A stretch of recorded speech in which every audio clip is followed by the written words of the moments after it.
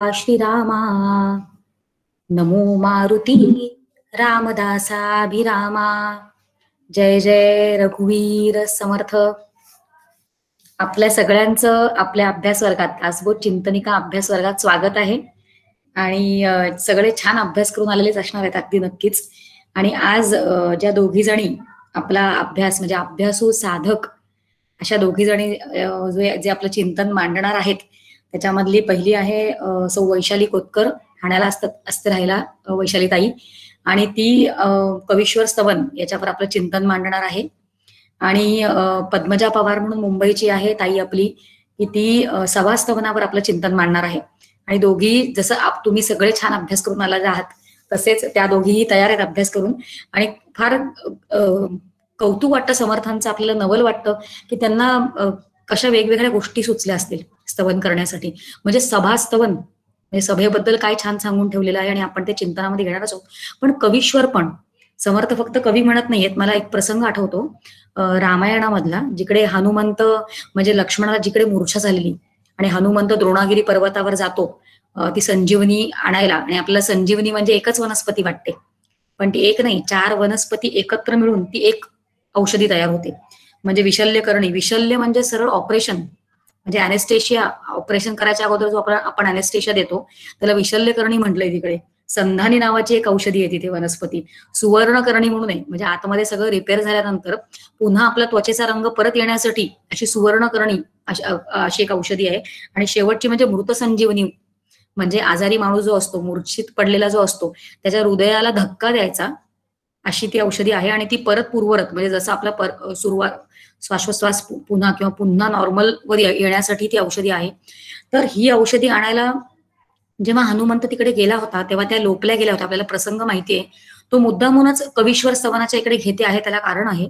कारण जेव्हा हनुमंत तिकडे गेला तेव्हा त्या औषधी लोकल्या गेल्या आणि मग त्यांनी सांगितलं की मी रामाचं कार्य करण्यासाठी इथे आलेलो आहोत. आणि म्हटल्यानंतर त्या सगळ्या परत जशा होत्या तशा फुलल्या सगळ्या वनस्पती. आणि या लीलेवरनं, हनुमंताच्या लीलेवरनं आपण हे शिकतो की आपण निसर्गाकडनं खरं नुसत्या गोष्टी ओरबाडून घेतो.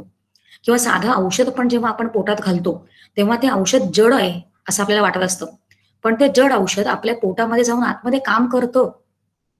म्हणजे आपण आपली दृष्टी कशी झाली पाहिजे या सगळ्या गोष्टींकडे, निसर्गातल्या किंवा प्रपंचाकडे व्यवहार करताना आपली दृष्टी कशी डेव्हलप झाली पाहिजे हे आपल्याला रामायणावरनं कळतं. आणि रामायण लिहिलंय कधीच लिहिलंय वाल्मिकींनी. का कौतुक करतोय आपण या सगळ्या कवींचं? कारण हे सगळं ज्ञान जर आपल्यापर्यंत अशा पद्धतीने आलं नसतं, त्यांच्याकडे होतं मान्य, या ऋषींकडे, या संतांकडे, या सद्गुरूंकडे, हे जर खुलं करून आपल्यापर्यंत आलं नसतं तर आपल्याला कळलं नसतं. आणि वाल्मिकींना आद्य काय म्हणतात, पहिलं ग्रंथ रचनाकार किंवा पहिला श्लोक हा त्यांच्या मुखातनं बाहेर आलेला आहे. आणि म्हणूनच आपण कवी वाल्मिका सारखा मान्य ऐसा असं समर्थांना म्हणतो. आणि अशा कवींचं तिकडे कौतुक केलं जातं इकडे दासबोधामध्ये. आणि आपण सगळे अभ्यास करूनच आलेलो आहोत. मी वैशाली ताईला विनंती करते की तिने तिचं चिंतन जे आहे ते आपल्या सगळ्यांसमोर मांडावं. वैशाली. नमस्कार, आवाज येतोय? हॅलो. हो, येतोय येतोय. जय जय रघुवीर समर्थ. सर्वप्रथम मी माझ्या सद्गुरूंना वंदन करते. त्यानंतर आपल्या दोन्ही आचार्य सौ अलकाताई व सौ माधुरीताई यांना वंदन करते. तसेच माझ्या दोन्ही मैत्रिणी शमिका व प्राजक्ताचे आभार मानते की त्यांनी मला बोलण्याची संधी दिली व मार्गदर्शनही केले. आता मी मला दिलेल्या कवीश्वर स्तवन ह्या समासावर बोलण्याचा प्रयत्न करते. आता वंदू कवेश्वर शब्दसृष्टीचे ईश्वर, ना तरी हे परमेश्वर वेदावतारी श्रीराम. अशी स्तवनाने सुरुवात करून समर्थांनी सर्व कवीश्वरांना वंदन केले आहे. तर असे हे कवीश्वर स्तवन म्हणजे जे दृश्य जगतात दिसत नाही ते कवी मनाला दिसते. अशा ह्या कवींना समर्थांनी शब्दसृष्टीचे ईश्वर म्हटले आहे, जे शब्दांवर सत्ता गाजवतात. शब्दांचा सुंदर साठा त्यांच्याकडे असतो. अशा ह्या कवींना समर्थ वेदरूपाने अवतरलेला परमेश्वर म्हणून वंदन करतात. अशा या कवींच्या अंतःकरणात शारदेचे निवासस्थान असून त्यांच्यावर शारदा प्रसन्न झालेली असते. त्यामुळेच ते आपल्याकडील शब्दांचे भांडार खुले करू शकतात. कवीच्या कलेमुळेच या विश्वातील सर्व कलागुण, उत्तम मूल्य, विविध प्रकारची ऐश्वर्य आपल्याला समजतात. समर्थांच्या मते कवित्व कलेचे खरे सार्थक कशात आहे, तर ते भगवंताच्या गुणांचे वर्णन करण्यात आहे. ओवी क्रमांक 5 मध्ये अध्यात्म ग्रंथाची खाणी ही हे बोलिके चिंतामणी, नाना कामधेनूची दुभणी, वोळली श्रोतयासी. ह्या ओवीतून आपल्याला असे दिसून येते की आपल्यासारख्या सर्वसामान्यांना अध्यात्म ग्रंथाच्या श्रवणाने विनाकष्ट अमृताची चव ही कवींमुळे अनुभवायला मिळते. कवींच्या सहाय्याने आत्मज्ञान सुलभ होऊन प्रत्यक्ष परमेश्वराचा लाभ होतो.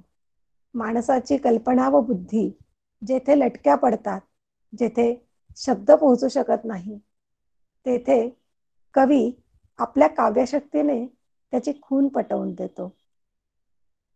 भगवद्गीतेच्या काळात कवी या शब्दाला फार मोठी प्रतिष्ठा होती. आपल्या जीवनातला शाश्वत टिकणारा आनंद कवी आपल्याला मिळवून देतात. तर कवी हा मूळ शब्द कव या धातूपासून तयार झाला आहे. कव याचा अर्थ वर्णन करणे किंवा वाखाणणे. आपण आपल्या आजूबाजूला बघा अनेक प्रकारचे कवी बघतो, जे कवी नात्यांचे, मायलेकींचे, भावा बहिणींचे, सांसारिक प्रापंचिक गोष्टींचे वर्णन करतात. किंवा काही कवी पेपरामध्ये कविता येतात, शाळेमध्ये आपण कविता वाचतो. शाळेच्या कवितेच्या पुस्तकात कवींनी निसर्ग, डोंगर, पाऊस, आई व शिक्षक यांच्यावर कविता केलेली आपण बघितली आहे. तर अशा या सर्व कवींचे कौतुक समर्थ करतायत का, तर नाही. आपण बघा पूर्ण समासात अशा एकाही कवीचे कौतुक समर्थांनी केलेले नाही. याचा अर्थ असा नाही की हे कवी जे वर्णन करतात ते चुकीचे आहे, तर ते देखील अगदी बरोबर आहे. पण आता समर्थांना अपेक्षित असलेला कवी कोणता, तर जे ईश्वराच्या स्वरूपाचे वर्णन करून त्याला जाणण्यासाठी जे काही लागते अशा कवींचे समर्थ कौतुक करतायत. जे भगवंताचे थोरपण व संतांची कीर्ती आपल्या काव्याच्या कौशल्याने गातात. ज्यांना आत्मसाक्षात्कार व आत्मज्ञान झाल्यानंतर जे ईश्वराचे गुणगान गातात, असे कवी समर्थ आपल्याला सांगतायत. ज्यांना ब्रह्मतत्वाचा अनुभव येऊन त्या अनुभवातून ते ग्रंथांची निर्मिती करतात व बोलतात, अशा कवींबद्दल समर्थ आपल्याला सांगता आहेत. थोडक्यात ज्या ईश्वराला आपण बघितले नाही त्यांच्यावर जे काव्य करतात अशा कवींबद्दल समर्थ सांगता आहेत. आता असे कवी कोणते याबद्दल आपण थोडक्यात बघूया. रामायण, भागवत, महाभारत, वेद, उपनिषदे ज्यांनी लिहिले आहेत असे वाल्मिकी व महर्षी व्यास. भगवद्गीता तर प्रत्यक्ष श्रीकृष्णाने आपल्याला सांगितली. ह्या ग्रंथांनी साऱ्या जगाला वेड लावले आहे. पाकिस्तानमध्ये तर बंदी असूनही लोक चोरून रामकथा पाहतात. समर्थांनी देखील दासबोध, मनाचे श्लोक, करुणाष्टके व इतरही अनेक काव्य आत्मप्रचितीच्या अनुभवातूनच लिहिले आहेत. तसेच आपण बघा काही संतांना आत्मप्रचिती आहे, परंतु त्यांच्याकडून ग्रंथ निर्मिती झालेली नाही. उत्कट अशा भावनांचा अनिरुद्ध प्रवाह म्हणजे काव्य. भक्त भगवंताच्या दर्शनाने अतिशय आनंदून काव्य करतात. संत तुकारामांना भामनाथ डोंगरावर आत्मप्रचिती होऊन वृक्षवल्ली आम्हा सोयरी वनचरे, आनंदाचे डोही आनंद तरंग ह्या अभंगांचे स्फुरण झाले. तर अशा ह्या परतत्वाचा परिस्पर्श कोणी अभंगातून, कोणी ग्रंथाद्वारे, कोणी गाण्यातून व्यक्त करतो. त्यासाठी अजूनही उदाहरण सांगायचे म्हणजे संत ज्ञानेश्वरांनी लिहिलेली ज्ञानेश्वरी, तुकाराम गाथा, दासगणू महाराजांनी तर अनेक संतांचे ग्रंथ लिहून आपल्या सर्वांवर उपकारच केले आहेत. अशा साक्षात्कारी अवतारी संतांच्या बाबतीत तर प्रतिभा हात जोडून सदैव त्यांच्यासमोर सेवेला हजर असते. अशा प्रतिभेतूनच भगवंताला आळवणारी पदे, रचना, करुणाष्टके, सवाया, अभंग आपल्याला अनुभूती देतात. या मोहाच्या जगात न अडकता विरक्त कसे व्हावे हे कवींच्या लेखणीतून समजते. ह्यासाठी राजा परीक्षितीचे आपण उदाहरण बघूया. राजा परीक्षितीने शुकदेवांकडून फक्त आणि फक्त एकदाच भागवताचे श्रवण केले व त्याला मुक्ती मिळाली. त्यामुळे खऱ्या अर्थाने सायुज्य मुक्तीचे व मोक्षाचे शिल्पकार कविवर्यच आहेत. आता ह्या सर्वांचा विचार केला तर कवीश्वर म्हणजे अत्यंत शुद्ध अशा परब्रह्म्याचे ऐश्वर्य. कवी म्हणजे उत्तम भक्तीचा परिणाम झालेला शुद्ध आत्मा. हे सांगताना समर्थ आपल्याला सामान्य कवी व संत कवी ह्यातला फरक सांगतात. ज्यांची प्रतिभा अखंड जागी असते ते संत, तर सामान्य कवीची प्रतिभा ही कधी जागी तर कधी निद्रिस्त असते. तर असे हे महान संत ईश्वराचे गुणगान गाताना आपल्या सर्वसामान्यांच्या कल्याणाचाच विचार करतात. जसे समर्थांनी रामरायाकडे मागणे मागितले आहे, कल्याण करी रामराया. सर्वात महत्वाचा मुद्दा म्हणजे गुरुकृपा असल्याशिवाय कोणीही ईश्वराची स्तुतीपर काव्य करू शकत नाही. कारण आपल्या गुरूंना ब्रह्मतत्वाचा अनुभव असतो. त्यामुळे कवी म्हणजे संत व संत म्हणजे सद्गुरू ह्याहून वेगळे असे काहीही नाही. कारण हे सर्व आपल्या अनुभवातून बोलतात. आता आपल्यासारख्या सर्वसामान्य माणसांमध्येही परमात्मा स्वरूप प्राप्त होण्याची पात्रता आहे. त्यासाठी त्याच्यामधील प्रतिभा जागी होऊन खरं तर सत्संगाची आवश्यकता आहे. परमात्म्याजवळ जाण्यासाठी संत संगती ही महत्वाची आहे. आपण कुणासोबत राहतो त्यावर आपली पुढची प्रगती अवलंबून असते. सत्संगाने जीवनात मुक्ती देखील मिळू शकते. समर्थांच्या काळात गद्यापेक्षा पद्याला जास्त महत्व होते. समर्थांना प्रासादिक काव्याचा प्रकार मान्य होता. ज्ञानेश्वरी, दासबोध, विवेकसिंधू, भावार्थ रामायण ही त्याचीच उदाहरणे. ओवी क्रमांक 24 मध्ये समर्थ सांगतात, पूर्वी काव्ये होती केली तरीच व्युत्पत्ती प्राप्त झाली, तेने पंडिता अंगी बाणली परमयोग्यता श्रीराम.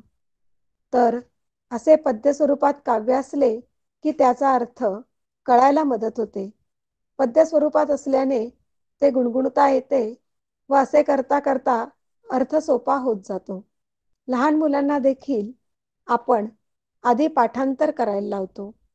पूर्वीच्या काळी काव्यामुळेच वेदांत सर्वांच्या मुखात जाऊन तोंडपाठ झाला होता. मोठमोठ्या पंडितांना त्यांच्या पाठांतराने विद्वत्ता प्राप्त होऊन जगात योग्यता मिळाली होती. अजूनही काही ओव्यांचा आपण अर्थ बघूया.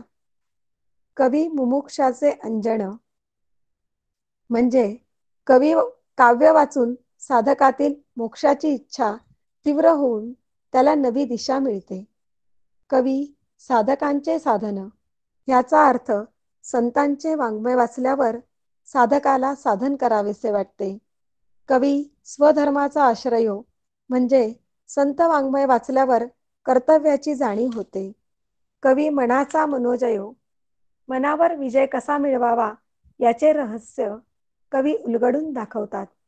कवी वैराग्याचे संरक्षण म्हणजे कवी अशा काव्याची निर्मिती करतात की ज्यामुळे साधकाच्या अंतःकरणात तीव्र वैराग्य निर्माण होऊन भगवत प्रेमाचा झरा वाहू लागतो. काव्याचा समाज मनावरती किती प्रभाव असतो ह्यासाठी आपण अलीकडचे उदाहरण बघूया. 1962 साली भारतावर चीनने आक्रमण केले होते. त्यावेळी देशभक्तीपर गाण्यांनी संपूर्ण देशात राष्ट्रभक्तीचा खोल संस्कार रुजला. हे गाणे आपल्या सर्वांना परिचित असलेले आहे. ए मेरे वतन के लोगो. हे गाणे गुणगुणताना आजही आपल्या डोळ्यात पाणी येते. आपल्या समोर सैनिकांनी देशासाठी केलेला त्याग व बलिदान आठवते. या उलट आपण बघाल, आज अतिशय वाईट पद्धतीने गायलेल्या सिनेमातील गीतांमुळे तरुण पिढी भरकटताना दिसते आहे. म्हणून समर्थांना अपेक्षित असलेला कवी समाजाचे व जगाचे कल्याण करणारा आहे. ओवी क्रमांक 33 मध्ये समर्थ सांगतात, कवीची काव्यरचना ब्रह्मांडाहूनही विशाल असते. सर्व समाजाचे वर्णन सांगितल्यानंतर मला एकच वाटते की समर्थांना अभिप्रेत असलेला कवीश्वर भाव किंवा दासबोधातील सर्व चांगले भाव आपल्या सर्वांच्या अंतरात्म्यात वसो ही समर्थचरणी प्रार्थना. अशा थोर कवीश्वरांच्या उपकारात जन्मोजन्मी राहून तयासी माझा नमस्कार साष्टांग भावे असे समर्थ म्हणतात. उद्धवसुतांनी रचलेल्या या श्लोकातूनच आपणही समर्थांना साष्टांग नमन करूया. शुका सारिखे पूर्ण वैराग्य जाचे, वसिष्ठा परी ज्ञानयोगेश्वराचे, कवी वाल्मिका सारिखा मान्य ऐसा, नमस्कार माझा सद्गुरु रामदासा. जय जय रघुवीर समर्थ सद्गुरुनाथ महाराज की जय. वैशाली किती छान. मला आठवतं 2 दिवसाआधी आम्ही बोललो होतो, मी आणि वैशाली. आणि वैशालीला इतकी भयंकर काळजी होती आणि ती सारखं असं म्हणत होती की शमिका मी पहिल्यांदा बोलणार आहे. आणि खरंच आपल्यापैकी असं किती जणांना वाटलं की वैशाली आता पहिल्यांदा बोलतेय.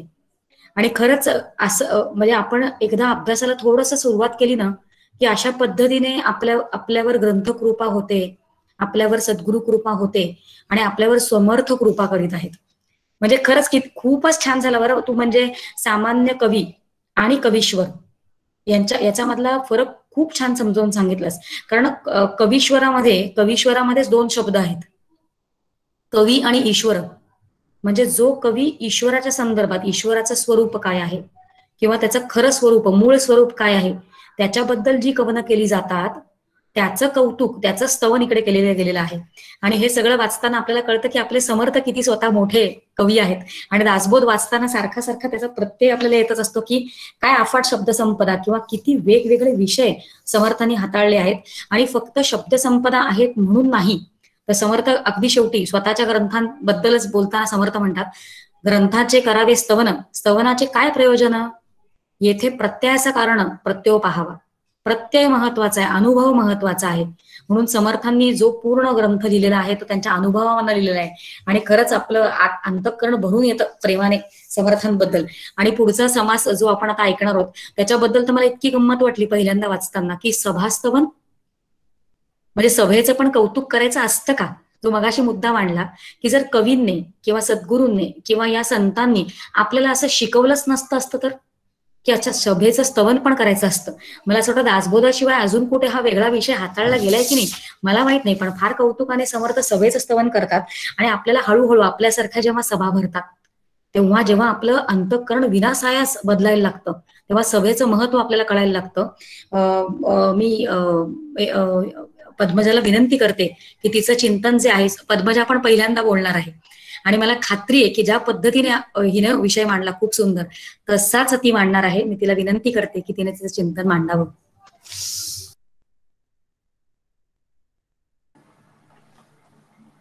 नमस्कार शमिकाताई, आवाज येतोय का? हो अगदी व्यवस्थित आहे. सुरू करते हा. श्रीराम श्रीराम ब्रह्मानंदं परमसुखदं केवलं ज्ञानमूर्तिं द्वन्द्वातीतं गगनसदृशं तत्त्वमस्यादिलक्ष्यम् एकं नित्यं विमलमचलं सर्वधी साक्षिभूतं भावातीतं त्रिगुणरहितं सद्गुरुं तन्नमामि. श्रीराम. श्री समर्थांना वंदन करते. आपल्या आदरणीय आचार्याद्वयी सौ अलकाताई आणि सौ माधुरीताई यांना वंदन करते. आपणा सर्व अभ्यासार्थींना वंदन करते. आपला हा दासबोध चिंतनिका अभ्यास वर्ग म्हणजे श्री समर्थांना अपेक्षित असलेली एक सभा आहे. या सभेला देखील वंदन करते आणि आज अभ्यासासाठी घेतलेल्या पहिल्या दशकातील 8व्या समासाच्या चिंतनाला आरंभ करते. साधक हो, या 8व्या समासाचं नाव आहे सभास्तवन. प्रत्यक्ष चिंतनाला सुरुवात करण्यापूर्वी माझ्या मनातील एक आनंददायी विचार तुम्हाला सांगावासा वाटतोय. या अभ्यासाला आरंभ करताना माझ्यासमोर ग्रंथरूपाने श्री समर्थ, आदरणीय डॉक्टर काका, समर्थ भक्त श्री सुनीलदादा चिंचोलकर, श्री विजयदादा लाड, श्री रवींद्रदादा पाठक या श्रेष्ठ विभूती सत्वशील वक्त्याच्या भूमिकेत होत्या आणि मी त्यांची अज्ञानी श्रोता. अशी ही आमची छोटेखानी सभा झाली आणि माझ्यासाठी या सभेचे आयोजन करणाऱ्या माझ्या 3 साधक मैत्रिणी सौ शमिकाताई, सौ प्राजक्ताताई आणि सौ वैशालीताई यांच्या मदतीशिवाय मला हे चिंतन आपल्यासमोर मांडताच आले नसते.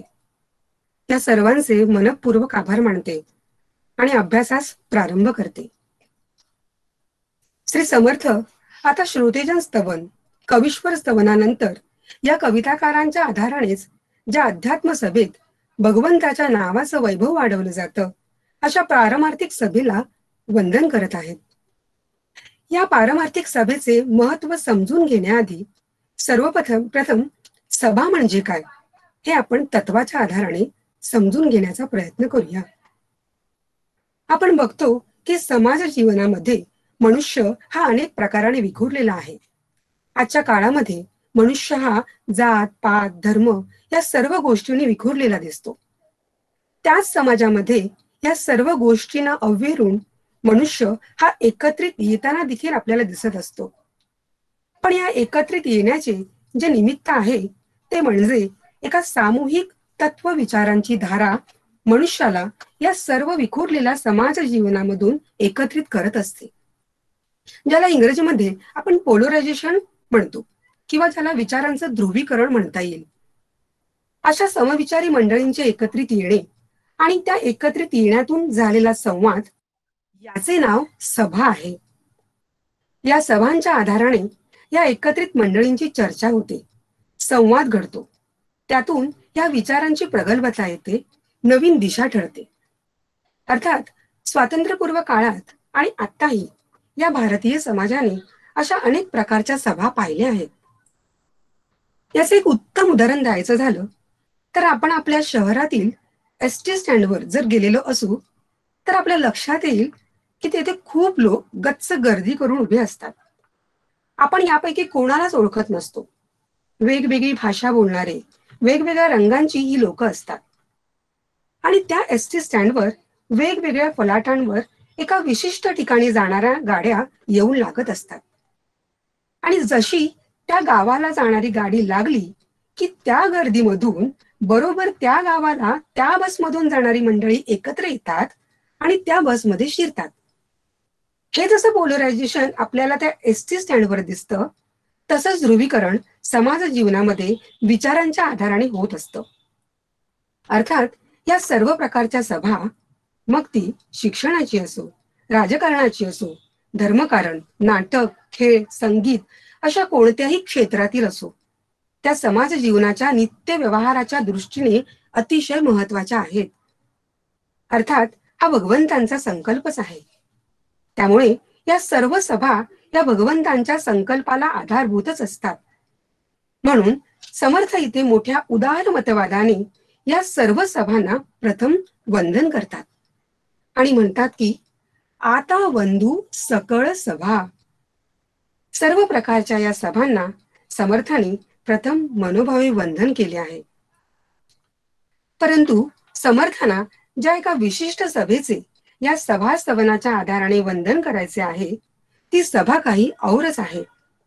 त्या सभेचे नाव आहे पारमार्थिक सभा, की ज्या सभेमध्ये परमार्थ या एका ध्येयाने प्रेरित झालेली मंडळी एकत्रित येतात.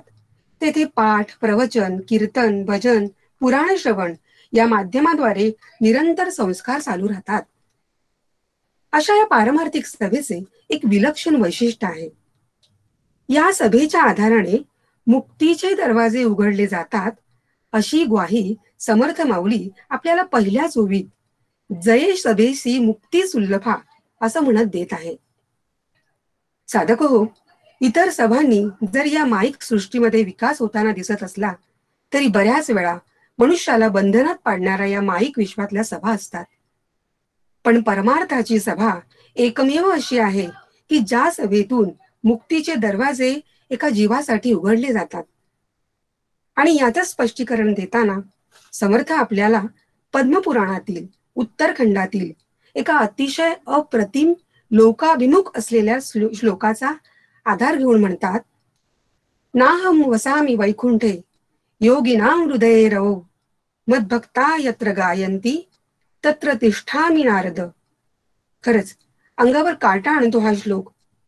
प्रत्यक्ष सर्वव्यापी सर्व साक्षी भगवंत नारदाला आपले अस्तित्व कुठे आहे हे सांगताना म्हणत आहेत, हे नारदा, मी कदाचित योग्यांच्या हृदयामध्ये नाही, सूर्याच्या तेजामध्ये नाही, आणि मी वैकुंठामध्ये देखील नाही रे. मग मी कुठे आहे बरं? अरे, जिथे माझे भक्त माझे गायन करत असतात अशा या माझ्या भक्तांच्या सभेमध्ये मी उभाच नाही, तर मी तिष्ठामी असा शब्द तिथे वापरलाय. मी तिष्ठ तिथे उभा असतो. हे नारदा, ते माझं स्वतःचं निजस्थानच आहे रे. अशी भगवंताने या विश्वातली आपली स्थान महत्मी नारदाला सांगितली. भगवंतांचं हे वचन समजून घेताना एक विचार मनात डोकावून गेला. अशा या सत्संगांमध्ये प्रत्यक्ष परमेश्वर मुक्तीचे दरवाजे उघडून आपल्यासाठी तिष्ठत उभा असतो. पण आपण मात्र एखादा सत्संग, एखादा अभ्यास वर्ग जोडायचा म्हटला तर काय विचार करतो की किती आणि काय काय करायचं? प्रपंच पण आहेच ना. याचंही उत्तर समर्थ माऊली आपल्याला दशक 2 समास 3 ओवी क्रमांक 34 मध्ये देताना म्हणते की महत्कृत्य सांडून मागे देवास ये लागवेगे भक्ती निकट अंतरंगे तो सत्वगुण. अत्यंत महत्वाची व्यावहारिक कामे मागे पुढे जुळून घेऊन देवकार्याला हायगय न करता जाण्यासारखी भक्ती अंतःकरणात सहजच असली पाहिजे.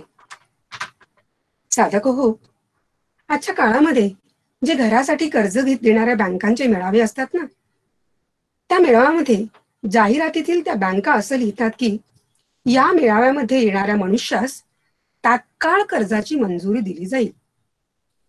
आता जर एवढा मोठा पैशाचा व्यवहार तात्काळ मंजूर करून घेण्यापर्यंत या सभांमध्ये काम होऊ शकतं, तर या पारमार्थिक सभेत जिथे प्रत्यक्ष भगवंत उभा आहे तिथे मुक्तीचे दरवाजे उघडले गेले नाहीत तर नवलच ना.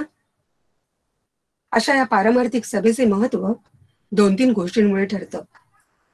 सगळ्यात प्रथम, ज्याला भगवंताविषयी प्रेम आहे, ज्याच्या अंतःकरणात परमार्थाविषयी आस्था आहे, थोडंफार तरी अंतःकरणात मुमुक्षुत्व निर्माण झालेला आहे, या जीवनाचा खरा शोध घेण्याची ज्याची प्रवृत्ती झाली आहे, अशा समविचारी मंडळींचे एकत्रीकरण या परमार्थ सभेत झालेले असते. अशा या सभेमध्ये जेव्हा हरिकीर्तन सुरू होते, जेव्हा या सर्वांचं प्रेम उसंबळून येतं, तेव्हा त्या प्रेमाला व्यक्त झाल्याशिवाय राहत नाही. हे प्रेम व्यक्त होते ते भगवंतांच्या नामघोषाने. समर्थ त्याला म्हणतात की नामघोषे गडगडाट. हे या परमार्थ सभेचे अतिशय विलक्षण महत्व आहे. या नामगायनाने तेथे अत्यंत पवित्र वातावरण निर्माण होते आणि प्रत्यक्ष भगवंत कदाचित योग्यांच्या हृदयामधलं स्थान सोडून, सूर्याच्या तेजामधले स्थान सोडून, कदाचित आपल्या संपूर्ण वैकुंठालाच इथे घेऊन आनंद उत्सव साजरा करत असतो. म्हणून समर्थ म्हणतात, या कारणे सभा श्रेष्ठ भक्त गाती ते वैकुंठ. या भगवंतांच्या नामाला अनुकूलता आणण्यासाठी, मनातील आशंका दूर जाण्यासाठी आणि या आशंका भ्रांतीमध्ये अडकलेला आपला आनंद परत मिळवण्यासाठी परमार्थाची सभा हा एकमेव राजमार्ग उपलब्ध आहे. या सत्संगतीच्या आधाराने मनुष्याच्या अंतरंगातील आशंका दूर होतात. आणि म्हणून समर्थ इथे म्हणतात की या परमार्थ सभेने जीवाला काय मिळतं बरं? नाना समाधानी तृप्ती, नाना आशंका वृत्ती, चित्ती बैसे ध्यान मूर्ती, वाघ विळासे. पसायदान मागताना माऊली सुद्धा हेच म्हणतात, येणे वाग्यज्ञे तोषावे. या पारमार्थिक सभेमध्ये जो सत्पुरुष वक्ता आहे त्याच्या वाघ यज्ञाने समोरच्या श्रोत्यांच्या अंतःकरणातील सर्व आशंकाची निवृत्ती होऊन स्वाभाविक समाधान उदयास यावे आणि जीवाला स्वाभाविक आनंद मिळावा, हाच परमार्थ सभेचा मुख्य हेतू आहे. परंतु याचा अर्थ असाही होत नाही की परमार्थ सभेमध्ये व्यासपीठावर बसलेला वक्ताच हा एकमेव ज्ञानी आणि समोर बसलेले श्रोते हे अज्ञानी, जे फक्त आशंका घेऊनच या परमार्थ सभेत बसलेले आहेत, अशी मुळी स्थिती नसते. साधक हो, 2 समासापूर्वी समर्थांनी श्रोतेजन स्तवन केलं. यात श्रोत्यांची वंदना करताना समर्थांनी आपल्याला त्यांचा अधिकार काय आहे हे देखील समजावून सांगितलं. त्याच सूत्राचा आधार घेत या परमार्थ सभेमध्ये श्रोता आणि वक्ता यांच्या संवादातून चाललेला हा परमार्थ, ही भगवत चर्चा, यामध्ये उपस्थित असलेल्या मंडळींची योग्यता काय आहे, त्यांचा अधिकार काय आहे, याचं वर्णन समर्थांनी तब्बल 84 गुणधर्मांची यादी ओवी क्रमांक 7 ते 20 मध्ये दिली आहे. ती आपण वाचू शकतो. ज्यात भाविक, ज्ञानी, सात्विक, प्रेमळ, गायक, कर्मनिष्ठ, दानशील, तापसी, विरक्त, निस्पृह अशा विविध अंगाने ज्ञानी असलेले श्रोते हे या परमार्थ सभेचे वैशिष्ट्य आहे. अशा प्रकारे या सभेमध्ये सत्पुरुष वक्ता आणि श्रद्धेय श्रोता अशी ही ईश्वर निष्ठांची मांदियाळी एकरूप होते, तेव्हाच त्या सभेला आध्यात्मिक रूप प्राप्त होते. चिंतनाच्या शेवटी अशाच एका भारावलेल्या सभेची आठवण तुम्हाला सांगावीशी वाटते. एका वर्षी सज्जनगडावर संतांचा मेळावा भरला होता. त्यामध्ये आदरणीय गोविंदगिरी महाराजांचे सद्गुरू श्री सत्तमित्रानंदजी महाराज यांचे एका रात्री प्रवचन होते. रात्रीची वेळ होती. हवेत छान गारवा होता. महाराजांची प्रवचन सुरू झाले. ते हिंदीत बोलत होते.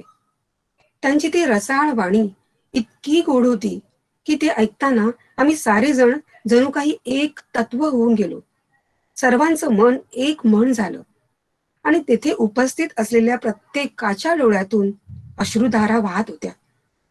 किती विलक्षण, अवर्णनीय आनंद होता तो.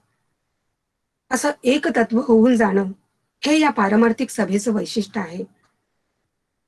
हा अनुभव घेतल्यानंतर समर्थांनी समासाच्या शेवटी जी उद्धृत केलेली ओवी आहे ती सार्थ वाटते. कल्लो कीर्तन वरिष्ठ, जे होते ते सभा श्रेष्ठ, कथा श्रवणे नाना नष्ट, संदेह मावळती. आणि फक्त समर्थानेच दासबोधामध्ये आध्यात्मिक सभेला वंदन का केले याचं महत्व पडतं. अन्य कोणीही संतांनी सभास्तवन केलेलं नाही. साधक हो, आपला हा अभ्यास वर्ग सुद्धा एक पारमार्थिक सभाच आहे. अशी ही आपली सभा आपल्या दोन्ही सद्भक्त आणि प्रेमळ आचार्यांच्या मार्गदर्शनाखाली अखंड सुरू राहावी आणि प्रत्येक अभ्यासार्थीने समृद्ध ज्ञानाचा अनुभव घ्यावा, अशी श्री समर्थांच्या चरणी विनम्र भावे प्रार्थना करते आणि माझ्या वाणीला विराम देते. जय जय रघुवीर समर्थ. पद्मजा, नकळत अशी गोष्ट झाली की एकतत्वावर आणण्याची जी एका वक्त्याची खुबी असते, कौशल्य असतं, ते सहज तुझ्याकडनं आता घडलं आणि आम्ही सगळे एकरसाने त्याच अनुभवात होतो आणि वक्त्याच्या हातात असतं. खूप छान झालं. अभ्यासपूर्ण चिंतन केलंस तू आणि अगदी ते ओवी क्रमांक 7 ते 20 पासून तू मोजून काढलेले पण दिसलं. म्हणजे तो अभ्यास तुझा त्याच्यामध्ये जाणवला की 84 विविध गुण जे सभेमध्ये सभासदांमध्ये असतात. आणि एक मुद्दा सुचला आता तुझा ऐकताना की समर्थांनी डायरेक्ट वक्त्याचं कौतुक केलेलं दिसत नाही आपल्याला. म्हणजे श्रोते जनस्तवन केलेलं आहे किंवा सभेमध्ये या ज्या ओवी क्रमांकापासून 7 ते 20 पर्यंत सभेमध्ये कोण कोण बसलेले असतात त्यांच्याबद्दल सांगितलं गेलं असतं की ते कसे वेगवेगळे असतात. गुणांचे अनुभव त्यांना वेगवेगळे असतात, वेगवेगळ्या पद्धतीचं ज्ञान असतं. पण इनडायरेक्टली समर्थांना वक्त्यालाच हे श्लोक टार्गेट करून सांगायचं आहे की ज्या अर्थी ते एक होतात, कारण एवढे सगळे जाणकार सभासद असतात आणि प्रत्येक जण आता सभेमध्ये समोर कोणी येऊन बसावं हे आपल्या हातातच नाही. म्हणजे कोणी द्वैती असेल, कोणी अद्वैती असेल, कोणी उपासक असेल, कोणी गणेशाचा उपासक आहे, कोणी शंकराचा उपासक आहे, कोणी देवीचा उपासक आहे. पण आता जो वक्ता आहे तो मी माझंच बोलणार, मी अद्वैती आहे म्हणजे मी अद्वैतच मांडणार, अशा आविर्भावाने जर वक्ता बोलायला लागला तर ते एकतत्वावर आणणं हे घडणारच नाही. म्हणजे इनडायरेक्टली समर्थांनी हे जे सगळे गुण सांगितलेले आहेत सभासदांचे, त्याच्यामधनं समर्थांना वक्त्याचंच कौतुक करायचं आहे की एवढं सगळं ज्ञान जर त्या वक्त्याकडे असेल तर ती त्याची क्षमता असते की तो सगळ्यांना सामावून घेऊन तो सगळ्यांना एकतत्वावर आणू शकतो. असा एक मुद्दा मला सुचला होता. पण हे खूप छान तुझा अभ्यास झालेला आहे. आणि याच्या व्यतिरिक्त म्हणजे आता दोघांकडनं जे काही बोललं गेलं, जे काही पॉइंट्स मांडले गेले, चिंतन मांडलं गेलं, याच्या व्यतिरिक्त जर कवीश्वर स्तवन आणि सभास्तवन याच्यामध्ये जर तुम्हाला काही मुद्दे सुचले असेल बाकी कोणांना, तर कृपया करून आपण अनम्यूट करावं आणि बोलावं छान.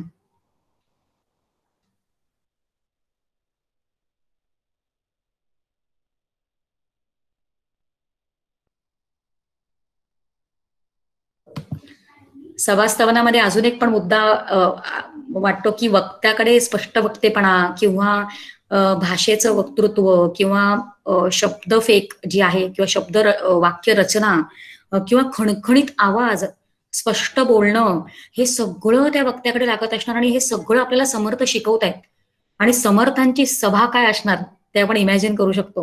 म्हणजे समर्थ जेव्हा समोर उभे राहत असतील आणि खड्या आवाजात, तेव्हा काय माईक्स होते, काय लाऊड स्पीकर्स होते, पण समर्थांकडे काय ती एक कला असेल नाही की सगळ्यांना असं पकडून ठेवायचं.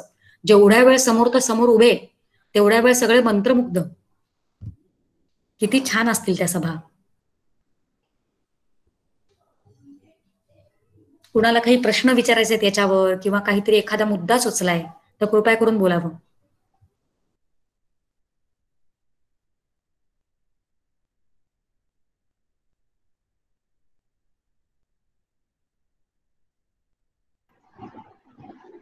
शमिका, एक प्रश्न आहे, विचारू? बोल ना कपिल, बोल. हो. चिंतनिकेमध्ये काकांनी सभास्तवन तिथे त्यांनी पूर्ण विवेचन केलंय.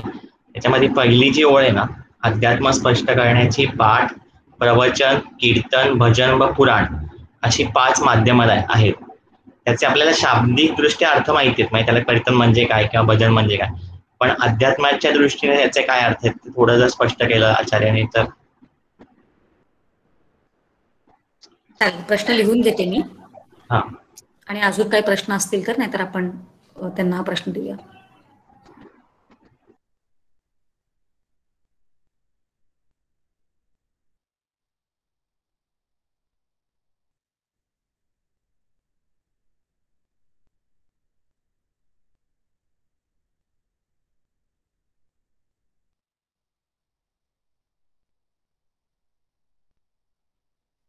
Hello hello. हो आरती, बोल ना. मला एक असं सांगायचं आहे, म्हणजे की असं एक लक्षण मानलं जातं ना की ज्याला आपोआप स्फुरण होतं, काव्य स्फुरण ज्यांना होतं अशा अध्यात्माचं, म्हणजे परमार्थिक याच्यातलं, ते एक लक्षण मानलं गेलंय तुम्हाला अनुभव आल्याचं, बरोबर ना? नाही, नॉट नेसेसरली की आता अनुभव कुठला आहे, एखादी छोटी अनुभूती चांगली सत्वाची, सत्वगुण वाढल्यामुळे ती येऊ शकते. पण आध्यात्मिक अनुभव, जो अनुभव आपण बोलतोय किंवा प्रत्यय असं जे आपलं बोलणं चाललंय मगापासून, आत्मानुभव, तो असा सहज तो येतो, पण तो कळणार नाही तसा. आणि आत्मानुभव आपल्याला आपला येते असेल, आचार्यांनी ते करेक्ट करावं, पण आत्मानुभव येण्यासाठी आपल्याला सद्गुरूंचं साह्य लागतं आणि त्यांची कृपा लागते तिथे. तर ती अशी नाही म्हणजे ज्यांना असं एक प्रश्न काय लक्षण आहे? मानलं जातं ना की ज्यांना अशी स्फुरण होतं, आपोआपच ज्यांना काय म्हणतात आतूनच हे सगळं बाहेर येतच, जसं काही असं काय म्हणतात आपोआपच बाहेर येतं असं म्हणजे म्हटलं अनुभव जातं. आला असेल तर अगदीच शक्य आहे, पण नॉट नेसेसरली की जे आत्मानुभवाबद्दल बोलतायत त्यांनी खरंच आत्मानुभव घेतलाय असं काही कंपल्सरी नाहीये. मला स्वतःच उदाहरण आठवतं की मी अगदी 5वी 6वीत होते आणि कविता करत असायचे मी तेव्हा, आता बऱ्याच वर्षात केलेली नाहीये. आणि आई मला हे समजत होती तेव्हा की अनुभव जर आपल्याला एखाद्या गोष्टीचा असला तर ते उतरतं म्हणजे आपल्या काव्यामध्ये. आणि मग मी आईला चॅलेंज असं दिलं होतं, अगदी लहान, काही कळत नव्हतं, किती अज्ञान तेव्हा. पण मी आईला असं म्हटलं होतं की मी दुःखावर कविता लिहून दाखवते. मी काय ते दुःख मी तेव्हा अनुभवलं काही नव्हतं, मला काय आठवत नव्हतं. पण दुःख म्हणजे असं असतं आणि दुःख म्हणजे तसं असतं असं मी खूप करुणामय असं अंतःकरणाने असं दुःखाबद्दल लिहिलं होतं. आणि मी आईला सांगितलं, बघ आई, म्हणजे एखादी कविता लिहायला अनुभव असलाच पाहिजे असं काही गरजेचं नसतं, असं मी आईला सांगितलं होतं. म्हणजे प्युअरली कविता बेसिसवर ते असेल, काव्य बेसिसवर, तर आत्मानुभव आलाच पाहिजे किंवा असेल असं काही सांगता नाही येत. आणि ज्यांना ज्यांना आत्मानुभव आलेला आहे सगळेच काव्य करतील असं पण नाहीये. हो बरोबर. कितीतरी असे आता कितीतरी संत आपल्याकडे गजानन महाराजांसारखे संत आहेत. किती मोठे अनुयायी आहेत, त्यांची किती मोठी संख्या आहे. पण गजानन महाराजांनी आपल्याला एकही ग्रंथ दिलेला नाहीये. त्यांच्याबद्दल चमत्कार सांगितले ते दासगणू महाराजांनी पोथी लिहून ठेवलेली आहे. पण त्यांनी स्वतः आता काव्य करतो बुवा, स्तवन करतो कुठलं तरी, आता मी ज्ञान देतो लोकांना, जसं समर्थांनी त्यांच्या स्वतःच्या याच्यामधनं दासबोध तयार केला. कम्प्लिटली इंडिपेंडंट विचारांचा ग्रंथ आहे. म्हणजे फॉर एक्झाम्पल ज्ञानेश्वरी जी आहे ती गीतेवर आधारित. हो, गीतेवरचं भाषण. तसं दासबोध नाही ना, दासबोध इंडिपेंडंट आहे. आणि अनुभव घेतला, पण या संतांनी दिलं तसं सगळ्याच संतांनी दिलं असं नाहीये. म्हणजे अनुभव घेऊन पण आता स्वामी समर्थ आहेत, ते स्वतः ते ब्रह्मवेतच आहेत, ब्रह्मच आहेत, पण त्यांच्याकडनं कुठला ग्रंथ नाही लिहिला गेला. आणि असे अजून कितीतरी आहेत. ते पुण्याच्या जवळ काय आहेत ते अजून एक प्रल्हाद महाराज, असे कितीतरी जण आहेत की त्यांनी ग्रंथ नाही लिहिले पण अनुभवी असतात ते. सो त्यांच्याकडनं काव्य स्तवन होतीलच असं काही गरजेचं नाहीये. आणि न घेता पण आत्मानुभव म्हणजे काय, ते परोक्ष लेवलवर लिहू शकतायत, अपरोक्ष अनुभव न घेता पण. सो नॉट नेसेसरली की अनुभव ठरवेल ते कम्प्लिटली ईश्वरी नियोजनानुसार त्या जीवनमुक्तांकडनं ते घडतं. ते कार्य जर त्यांच्या प्रारब्धामध्ये असेल ते मग ते घडतं त्यांच्याकडनं, ते लिखाण वगैरे. थँक्यू. इथे सभास्तवन जे आहे याच्यामध्ये मला एक मुद्दा सांगावासा वाटतोय की इथं भगवान जे नारदाला सांगतात की जिथं माझे भक्त गायन करतात तिथं मी उभा असतो. तर मला असं वाटतंय की इथं असं पण अभिप्रेत असावं की जिथं ईश्वराचं चिंतन होतं किंवा इथं समर्थांनी दिलंय की मुक्तीचा मार्ग सुलभ होतो किंवा जिथं ह्या सभेमध्ये आपण परमार्थाबद्दल बोलतो ते ईश्वराला आवडतं किंवा ते करावं अशी त्यांची इच्छा आहे की या सभा पण व्हाव्यात पुढच्या पिढीने कराव्यात. आणि त्या चिंतनामध्ये पण ईश्वर आहे की फक्त आपण समोर बसून भजन करणं गायन करणं याच्या व्यतिरिक्त ईश्वराला समजून घेणं हे पण एक इथं मला वाटतंय की त्यांना सांगायचं आहे. आणि कवीश्वर स्तवन जे आहे त्याच्यामध्ये मला प्रतिभा हे जो शब्द आहे याचा अर्थ अजून थोडासा आचार्यांकडून हवा होता. मागे एकदा माधुरीताईंनी सांगितलं होतं की थोड्या वेळासाठी ध्यान लागतं किंवा समाधी लागते, मग असं वाटतं की ब्रह्मानुभव आला पण तो संपला, म्हणजे तो थोड्या वेळासाठी असतो पण परत तो राहत नाही. मग आता यांनी संत आणि कवी यांच्यामधला फरक सांगितलाय का, असं एक मला विचारायचं होतं.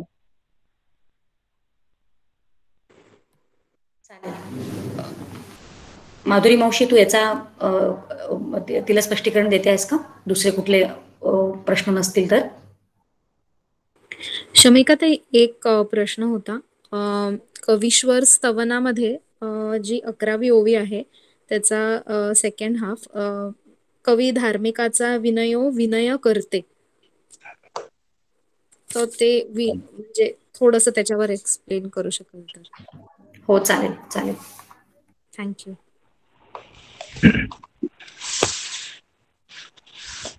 जय जय रघुवीर समर्थ. अतिशय सुंदर अशा दोन्ही वक्त्यांनी सभास्तवन आणि कवेश्वर स्तवन याविषयी अतिशय सुंदर आपले विचार मांडलेले आहेत. खरं पाहिलं असता पद्मजाताई आणि वैशालीताई या दोघींनी सुद्धा इतकं सुंदर वर्णन केलेलं आहे, सगळ्या सार रूपाने इतकं छान सगळं आलेलं आहे त्याच्यामध्ये, की मला असं वाटायला लागलं की आम्हीच तुमच्याकडनं खरं म्हणजे शिकतो आहोत, आमचा अभ्यास पुन्हा पुन्हा होतो आहे. आणि त्यामुळे तुमच्या दोघींचंही पण म्हणजे आजपर्यंत सगळेच वक्ते इतके सुंदर बोललेले आहेत की आमचा पुन्हा पुन्हा अभ्यास होतोय आणि आमच्या ज्ञानामध्ये भर पडते आहे, असं मला प्रांजळपणे कबूल करावं असं वाटतं. तर या ठिकाणी सभास्तवन आणि कवेश्वर स्तवन हे जे काही दोन्ही स्तवन केलेली आहेत, खरोखर समर्थांची प्रतिभाशक्ती काय जबरदस्त होती याच्यावरून आपल्या लक्षात येतं की जे कोणाला देखील कोणत्याही कवींनी केलेलं नाही अशा प्रकारचं स्तवन ते स्वतः समर्थ करतायत. की कवेश्वर स्तवन सुद्धा मला नाही वाटत की फारसं कोणी केलेलं असेल. सभास्तवन तर नाहीच नाही केलेलं, पण सभेचं स्तवन सुद्धा समर्थ करत आहेत की ज्या सभेमध्ये अशा पद्धतीने आध्यात्मिक विचार, पारमार्थिक विचार पुन्हा पुन्हा मांडल्या जातो आहे, ती जागा किती पवित्र असली पाहिजे, ती सभा किती पवित्र असली पाहिजे, त्या सभेमध्ये येणारे लोक किती पवित्र असले पाहिजे याचा नुसता आपल्याला अंदाज केला तरी आपलं मन भरून येतं. इतकं सुंदर अशा पद्धतीने समर्थांनी हे सभास्तवन केलेलं दिसतं. त्याचप्रमाणे कवेश्वर स्तवन सुद्धा केलेलं आपल्या लक्षात येतं. त्या कवेश्वर स्तवनामध्ये सुंदर सांगितलं. फक्त एक विचार मला असं वाटतं की तो सांगावा म्हणून मी इथे बोलते आहे की कवी जे आहेत ते कवी कशा प्रकारचे असतात, तर 3 प्रकारचे कवी समर्थांनी सांगितलेले आहेत. एक पहिला धीट कवी असतो आणि धीट कवी याचा अर्थ असा की मनात येईल तशी काव्यरचना करतो. म्हणजे त्याला यमक जुळलेलंच असेल असंही सांगता येत नाही, किंबहुना त्याच्यात काही तथ्य असेल असंही सांगता येत नाही. केवळ काहीतरी काव्य करायचं म्हणजे ज्याला आपण नवीन कवी असं म्हणतो, तर तशा पद्धतीने ते काव्य केलेलं असतं. दुसरं पाठ, म्हणजे त्या काव्य प्रकारामध्ये तो पाठ नावाचा एक काव्य प्रकार त्यांनी सांगितलेला आहे समर्थांनीच, की काही लोक जे आहेत ते 10-12 5-25 कवींचे काव्य वाचतात, ऐकतात, व्यवस्थितरित्या समजावून घेतात आणि तशाच पद्धतीने मग आपण काव्य करायला लागतात. त्याला पाठ काव्यात तो कवी मोडतो किंवा पाठ काव्य असं त्याला म्हणतात. म्हणजे त्याला त्याचा कुठल्याही प्रकारचा अनुभव नसतो किंवा भगवंताविषयीचं किमान प्रेम ज्याला म्हणतात की प्रत्यक्ष अनुभूती आल्यावरच काव्य रचना होईल. जो मला वाटतं बहुतेक आरती पाटीलनी प्रश्न विचारला होता काहीतरी, की काव्य म्हणजे अनुभव आल्यावरच त्याचं तशा पद्धतीने तो काव्य करतो. तर अशातला भाग नाही आहे की अनुभव आल्यावरच काव्य होईल असं नाही. तर पुष्कळदा सद्गुरूंची कृपा जेव्हा एखाद्या साधकावरती होते आणि त्या साधकाची मग प्रतिभाशक्ती जेव्हा जागृत होते तेव्हा त्या प्रतिभाशक्तीतून काव्यरचना घडू शकते आणि त्या काव्यरचनेमध्ये भगवंताविषयीच ते काव्य असू शकतं. पण असा त्याचा अर्थ होत नाही की अशा प्रकारचं काव्य करणाऱ्या सगळ्यांनाच तो अनुभव आलेला असतो, असं नाही. तर सद्गुरु कृपेमुळे अशा प्रकारचं प्रतिभाशक्ती जागृत होऊन काव्यरचना एखाद्याकडून सद्गुरु करून घेऊ शकतात. आणि तिसरं काव्य असतं ते प्रासादिक काव्य असतं. आणि प्रासादिक काव्य याचा अर्थ सहजगत्या हे काव्य कशा पद्धतीने उमटतं, आतून कशा पद्धतीने ते बाहेर येतं, तर भगवंताविषयीचं अत्यंत प्रेम, ते भगवंताविषयीचं अत्यंत प्रेम मनामध्ये दाटल्यामुळे ते भगवत दर्शन झालेलं आहे, भगवत प्रेम आतमध्ये दाटलेलं आहे आणि त्या भगवत प्रेमातून आता ते प्रेम अंतःकरणात मावत नाही आणि त्या ठिकाणी मग ते प्रेम जे काही आहे तर ते प्रेम मग शब्दांच्या माध्यमातून अशा पद्धतीने ते व्यक्त होतं. आमच्या बाजूला एक मायाताई मानकर म्हणून राहत होत्या बुलढाण्यामध्ये. तर त्यांना त्या ठिकाणी म्हणजे मी जे म्हटलं आता की सद्गुरु कृपेमुळे एखाद्या साधकाकडून कशा पद्धतीने काव्य होऊ शकतं, तर त्या मायाताई आमच्या ज्या बाजूला राहत होत्या मानकर म्हणून, तर इथे बुलढाण्यातच दत्ता काका नावाचे एक संत होऊन गेले. तर ते एकदा त्यांच्याकडे आले होते आणि ते त्यांच्याकडे आलेले असताना त्यांना ते म्हणाले की सहज बोलता बोलता की तुम्ही गोंदवलेकर महाराजांवरती काव्य करा. आणि काव्य करा म्हटल्यावर त्या म्हणाल्या की अहो मला गोंदवलेकर महाराज कोण माहित नाही, मी त्यांचं कधी चरित्र वाचलेलं नाही, काहीच नाही आणि मी कशी काय काव्य करणार. तर म्हणे तुम्हाला चरित्र कोणी आणून देईल. आणि मग चरित्र एकाने त्यांना आणून दिलं. त्यांनी ते चरित्र वाचताच एक एक प्रसंग त्या वाचायच्या. जन्माचा प्रसंग वाचला आणि जन्माविषयीचं काव्य झालं. त्यांनी म्हणजे आणखीन दुसरा प्रसंग वाचला, त्याचं वर्णन वाचलं आणि लगेच दुसरं काव्य झालं. म्हणजे त्यांना ते काव्य रचणं वेगळं आणि होणं वेगळं. तर हे होण्यामध्ये जी आहे ती सद्गुरु कृपा असते. ते प्रासादिक असतं, किंबहुना ते त्या ठिकाणी सद्गुरूंच्या कृपेमुळे घडलेलं असतं. म्हणजे त्यांनी त्या संतांनी सांगितलं की तुम्ही हे काव्य करा आणि त्यांच्याकडनं खरोखरच तशा प्रकारचे 21 काव्य गोंदवलेकर महाराजांच्या चरित्रावरची झाली. तर अशा पद्धतीने म्हणजे सद्गुरु कृपेने सुद्धा एखाद्यामधली प्रतिभाशक्ती जागृत होऊ शकते आणि तसं काव्य त्याच्याकडनं ते होऊ शकतं. तर या दृष्टिकोनातून मग ते प्रासादिक म्हणजे एक तर भगवंताविषयीचं प्रेम किंबहुना त्या संतांच्या त्या वाणीचा प्रभाव म्हणून त्यांच्याकडनं अशा पद्धतीची काव्यरचना होऊ शकते. आता आपण प्रश्नांकडे थोडस वळूया. सभास्तवनाच्या बाबतीत आणखीन मला एक सांगावंसं वाटतं. आता जसं पद्मजाताईंनी सांगितलं की खरोखर आत्ताच्या काळामध्ये मोबाईलच्या माध्यमातून आपण ही आता सभाच आयोजित केलेली आहे आणि या सभेमध्ये अशा पद्धतीने या अध्यात्माविषयी चर्चा चाललेली आहे, संवाद चाललेला आहे.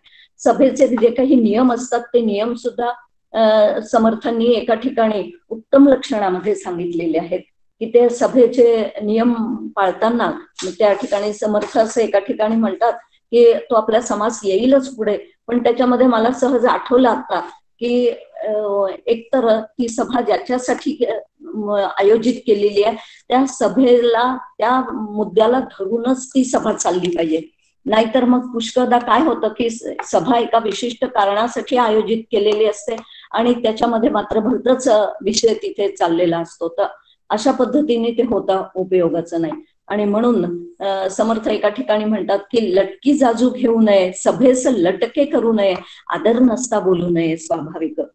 म्हणजे ह्या उत्तम लक्षणामध्ये समर्थ सांगतात किंवा सभेमध्ये लाजू नये, बाष्कळपणे बोलू नये, पैज होड घालू नये काही केल्या. अशा सुंदर सुंदर ओव्या समर्थांच्या सभेच्या संदर्भात मध्ये आहेत. किंवा आणखीन एका ठिकाणी ते असं म्हणतात की वक्तयास खोदू नये, ऐक्यतेसी फोडू नये, विद्या अभ्यास सोडू नये काही केल्या. म्हणजे या दृष्टिकोनातून अशा पद्धतीने सुद्धा सभा जी काही आहे ती यशस्वी कशाने होईल. तर आणि आणखीन एक गोष्ट इथे सांगावीशी अशी वाटते की सभा म्हणजे आता सगळेजण जमलेले आहेत, अध्यात्म चर्चा करतायत, कोणीतरी वक्ता बोलतोय, कोणीतरी श्रोते समोर बसलेले आहेत, तर तीच एक सभा आहे. तिथं सभा आहेच, पण त्याच्या व्यतिरिक्त सुद्धा पुष्कळदा मला असा अनुभव आला की आपण पत्रद्वारा दासबोध अभ्यासाच्या सगळ्यांनी बहुतेक परीक्षा दिलेल्या आहेत. काही मैत्रिणी लग्नाला जातात, एखादं विशिष्ट लग्न असतं, 2-4 जणी तिथे जमतात आणि तिथे 2-4 जणी जमल्यावरती त्या तेवढ्या वेळामध्ये जो काही वेळ तिथे लग्नाच्या वेळेस म्हणा किंवा याच्या वेळेस असतो त्या वेळेस सुद्धा त्यांचं बोलणं काय होतं तर त्यांचं तुझा गेला का ग स्वाध्याय, तू याचं उत्तर कसं लिहिलं, तू त्याचं उत्तर कसं लिहिलं, मला उत्तर आलं नाही अजून. म्हणजे अशा पद्धतीने तिथे सुद्धा त्या ठिकाणी जेव्हा अशा प्रकारची चर्चा येते तर ती चर्चा त्या गोष्टीविषयीची म्हणजे अध्यात्माविषयीची आत्मीयता निर्माण झाल्यावरती मग कुठेही आपण 4-4 जणी त्या आवडीचे लोक जमलो तर ती जी काही चर्चा होते, जो काही संवाद साधला जातो तो सगळा संवाद म्हणजे ती तेवढ्या वेळापुरती ती सभाच असते. मला परमपूज्य डॉक्टर काकांना आमचे सद्गुरू जे काही आहेत तर त्यांना एकदा एकाने प्रश्न विचारला होता.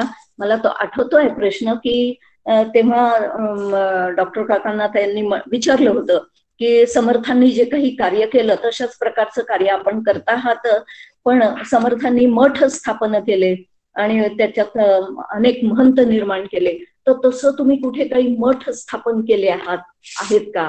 तर त्यावेळेस डॉक्टर काकांनी जे उत्तर दिलं होतं तर ते उत्तर खरोखरच खूप छान उत्तर होतं. आणि त्यावेळेस डॉक्टर काका म्हणाले होते की प्रत्येक गावामध्ये एक तरी घर असं आहेच की जिथे मी उतरतो तर त्या ठिकाणी त्या घरामध्ये अभ्यास वर्ग चालतात किंवा त्या ठिकाणी अशा पद्धतीने काही ग्रंथांविषयी चर्चा होत राहते, अभ्यास वर्ग होत राहतात.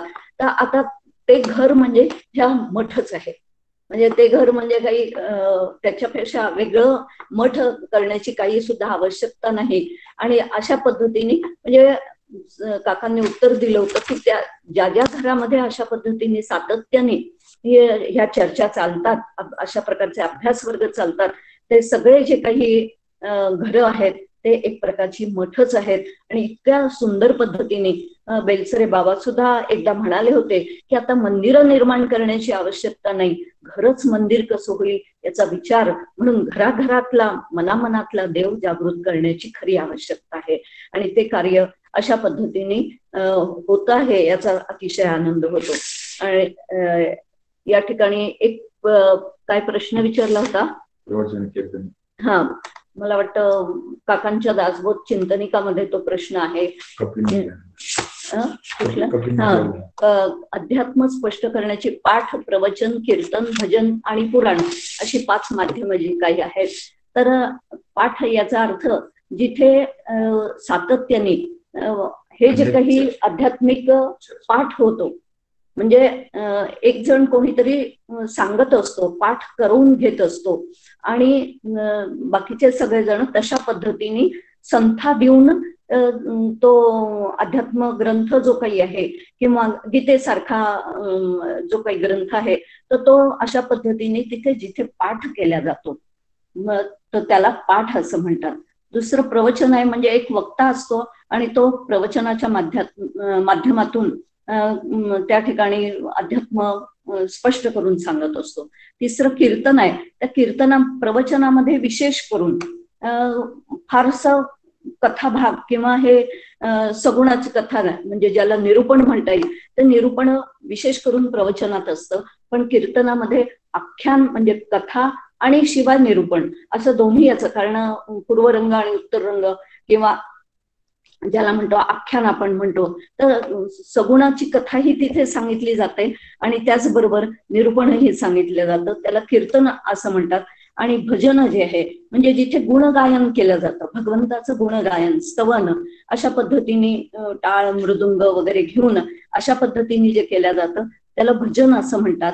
आणि पुराण जे काही आहे त्यात आपली जी काही 18 पुराणं आहेत त्या 18 पुराणांविषयी एक एक हरिविजय काय काय हो कोणता ग्रंथ लावला, हरिविजय ग्रंथ लावला, हे जे काही अशा पद्धतीने पुराणं सांगितली जातात हे, तर त्याचा प्रत्येक याचा दर्जा जो काही आहे तो दर्जा वेगवेगळा असतो. त्या ठिकाणी पुराण श्रवण करणारे जे श्रोते असतात ते सर्वसामान्य श्रोते असतात, पण प्रवचनामध्ये येणारे जे काही श्रोते असतात ते मात्र विशेष करून निरूपण ऐकायला आलेले असतात.